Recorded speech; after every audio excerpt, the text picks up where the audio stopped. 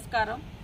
ఈరోజు రాజగోపాల్ రెడ్డి గారు మరి పిసిసి అధ్యక్షుడు రేవంత్ రెడ్డి గారికి ఇవ్వడాన్ని, పిసిసి అధ్యక్ష పదవి రేవంత్ రెడ్డి గారికి ఇవ్వడాన్ని వ్యతిరేకిస్తూ ఇలాంటి వాళ్ళ కింద నేను పనిచేయాలా అని వ్యాఖ్యానిస్తూ ఈరోజు రాజీనామా చేయడాన్ని, ఈరోజు చేసినటువంటి వ్యాఖ్యలను కూడా మేము తీవ్రంగా ఖండిస్తూ ఉన్నాం.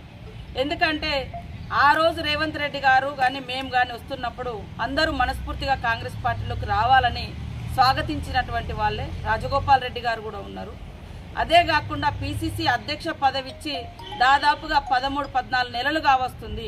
ఇన్ని రోజులు మరి పిసిసి అధ్యక్షునితో కలిసి పనిచేస్తామని చెప్పిన మీరు ఈరోజు పోయేటప్పుడు బురద జల్లిపోవడం అనేది ఇది మీకు కొత్త కాదు. గతంలో కూడా ఉత్తమ్ కుమార్ రెడ్డి గారు పిసిసి అధ్యక్షుడిగా ఉన్నప్పుడు కూడా అనేక సందర్భాల్లో ఈయన ఉంటే పనికిరాడు, ఈయన ఉంటే పార్టీ లేవదని అన్న మీ వ్యాఖ్యలు గుర్తుపెట్టుకోండి. ఇవాళ ఎవరు పిసిసి పదవిలో ఉంటే వాళ్ళను నిందించడమే మీరు పనిగా పెట్టుకున్నారు.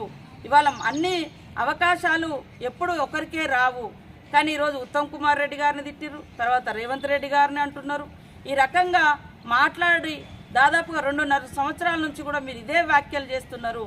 ఈరోజు మరి ఎన్నికల వ్యూహంలో భాగంగా, మోడీ అమిత్ షాల వ్యూహంలో భాగంగా ఇవాళ కాంగ్రెస్కు వచ్చినటువంటి హైప్ను దెబ్బతీయడం వ్యూహంలో భాగంగా ప్రజల యొక్క ఆకర్షణ కాంగ్రెస్ వైపు ఉంది, సర్వేలన్నీ కూడా కాంగ్రెస్ గెలుస్తుందని దీన్ని అడ్డుకోవడంలో భాగంగా ఈరోజు మన పిసిసి అధ్యక్షుడు రేవంత్ రెడ్డి గారిని టార్గెట్ చేసి మాట్లాడడం అత్యంత దుర్మార్గమైనటువంటి వ్యాఖ్యలు. వీటిని వెనక్కి తీసుకోవాలి. ఈ వ్యాఖ్యలు మేమంతా కూడా తీవ్రంగా ఖండిస్తున్నామని కూడా ఈ సందర్భంగా తెలియజేస్తా ఉన్నాం.